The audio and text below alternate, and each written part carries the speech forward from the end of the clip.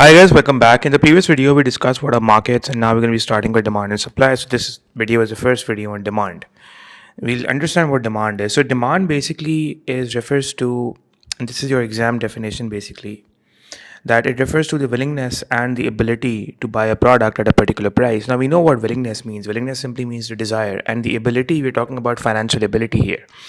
So when economists talk about demand, they're talking about effective demand, and it's the ability that makes the demand effective. Otherwise, it's just a desire, right? So if you're willing to buy something, you really want it, you desire for it, let's say, and even if you can afford it, I mean, you could buy certain quantities at different prices, and you have the ability. That is what economists is concerned about. So when markets factor in demand, they're talking about effective demand.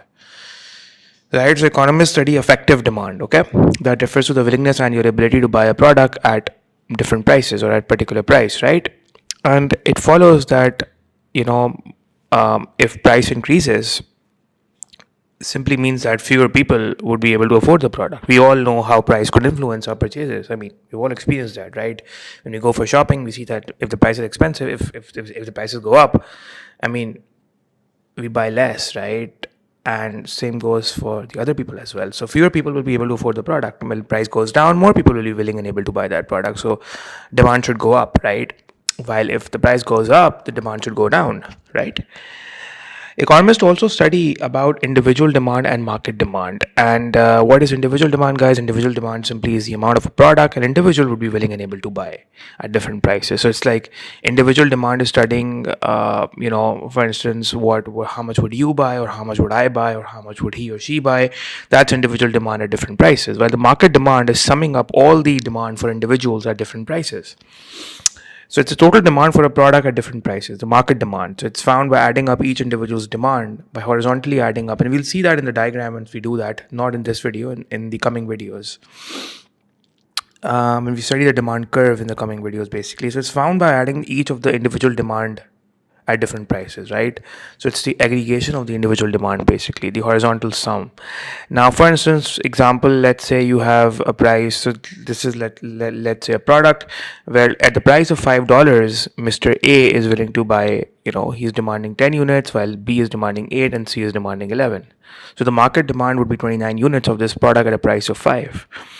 At a price of $6, the individual demand is given respectively. So simply when the price is going up, you see that Mr. A demands less. He demands 9, while B demands 7, C demands 10. So the market demand is 26. When the price goes up further from 5 to 6 to $7, Mr. A, B, and C respectively demand lesser, right? And the market demand falls to 21. So the market demand is simply the sum of these individual demands, right? So that's simply what market demand is. And oftentimes you are asked about, the difference between market and market demand and individual demand in your definitions. So, and technically what you're seeing over here is that as the price is going up, right, you see that the number of units that are being demanded is actually going down from 29 to 26 to 21. That means that when the price would go up, the demand would go down. And here economists bring the concept of quantity demanded, which probably we will be studying in the next video. But just to give you a brief idea that the number of units being demanded is going down, that is the quantity that is being demanded is going down, right? So quantity, while demand means simply the willingness and the ability to buy a product, the quantity demanded is simply going to quantify or give a numerical value, to quantify the demand, that how much is the willingness and ability to buy a product at different prices. Like, okay, fine. A would buy 10 units at a price of $5, while C would buy 11 units at a price of $5. So the market demand is simply 29 units at a price of $5. So 29 units being the market demand is simply the quantity demanded. So quantity demanded is simply the quantification of that demand. So if the price goes up, the quantity demanded goes down, while if the price goes down, the quantity demanded goes up. And what it follows is that, guys, this is representing an inverse relation between price and quantity demanded. Obviously, when things will get expensive, people will buy less, and when things will get cheaper, people will buy more. That's a simple rule, right? So that is why what we're seeing is that demand and price are inversely related, right? So, and the simple reason is that higher the price, it means that fewer people will be able to afford the product. That's the reason.